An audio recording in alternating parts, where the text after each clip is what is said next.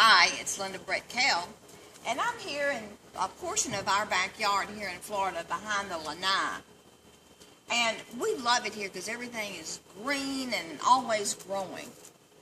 But it rains a lot in Florida. In fact, in the summertime, almost every afternoon, a thunderstorm comes up. And one day Bruce said, "Can you hear it?" And I said, "What? The thunder?" He said, "No, the grass growing." And we had a good laugh over that because it does seem like it grows awfully fast. And sometimes he has to mow at least twice a week. And we have to edge and we have to trim and we have to weed and do all those things to, keep our yard looking like we want it to look. Well, of course, that made me think about life in general. If we want to have a life that's balanced and always growing, there are certain things that we need to do about that. And that brings me to our subject of this video, which is self-care. Yes, not selfishness, but self-care. Those of you who have flown know that the flight attendant, before the plane takes off, always shows you about the oxygen mask, okay? And they say when it drops down, and if you're traveling with small children, what are you supposed to do?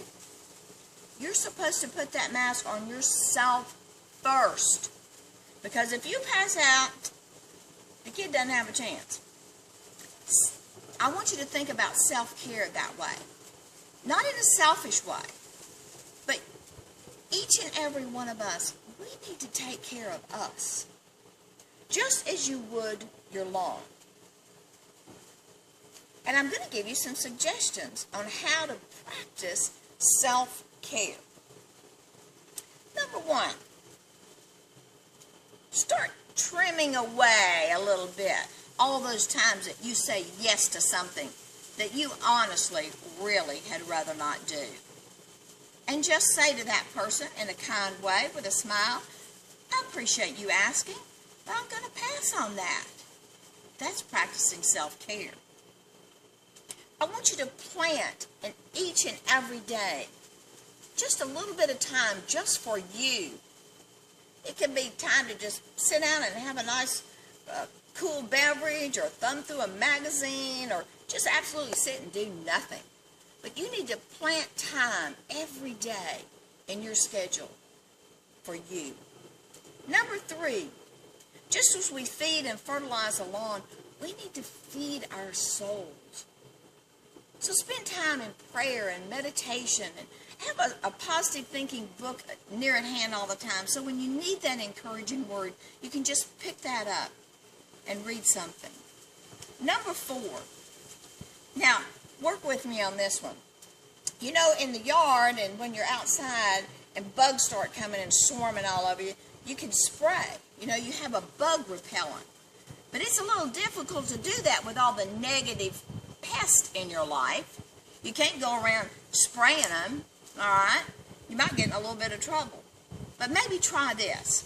When those negative pests come into your life, envision for a moment that you have some negative repellent and just kind of spray yourself, smile, listen to what they have to say briefly, and take care of yourself and say, "You know what? What do you really want?" Chances are they haven't a clue. And then say, "I'll tell you what, why don't you think about that and get back to me?"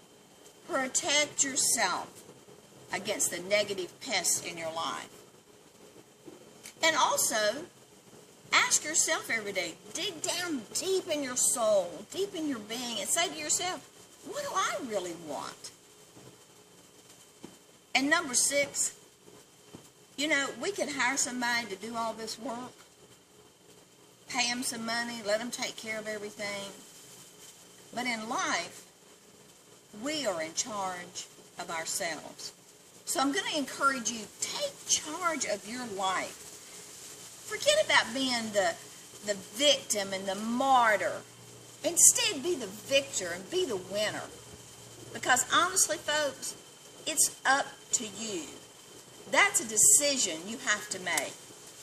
You may never win the Yard of the Month club in your neighborhood, But I will guarantee you, if you follow these steps of self-care, you're going to live on I Love My Life Avenue. And just like the grass